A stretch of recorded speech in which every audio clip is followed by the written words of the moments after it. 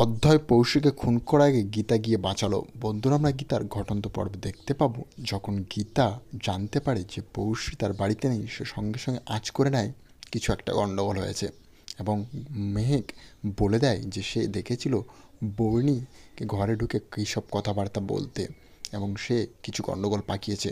তখন বর্ণিকে গিয়ে গীতা ধরে মারলে চড় সে বলে দেয় যে আমি পাশ করে দিয়েছি এবং তাকে জেল দেখানোর ভয় দেখিয়ে সমস্ত কথা স্বীকার করে নেয় বর্ণি।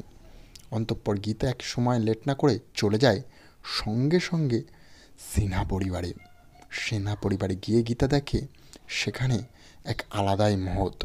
সেখানে লোকজন প্রচুর এবং পৌশীকে ঘরের ভেতরে আটকে রেখে অধ্যয় জোর করতে থাকছে এবং পৌশী চেঁচামেচি করলে সেখানে গান চালিয়ে রেখেছে জোরে এবং কাউকে বাইরে থেকে ঢুকতে দিচ্ছে না।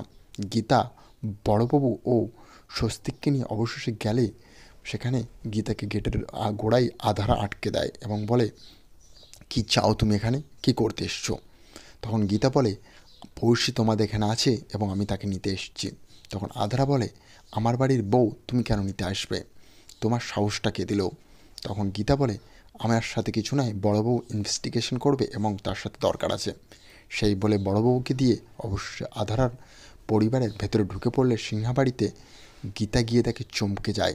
হাতে ছুরি অধ্যয় দাঁড়িয়ে রয়েছে পৌশীর সামনে, তাকে শেষ করবে সেই মুহূর্তে গিয়ে গীতা হাতটা ধরে নেয় অধ্যয়ের এবং বলে, কি করছো তুমি? এতটা নিচু নেমে যায় বুঝতে পারিনি। তার চাকরানিকে মেরেছো এবং তাকে বিয়ে করে অবশেষে তুমি এমন ছোট কাজ করতে চলেছিলে। আমি ঠিক সময় এসে গেছি, নাহলে তো তুমি সব শেষ করে দিতে।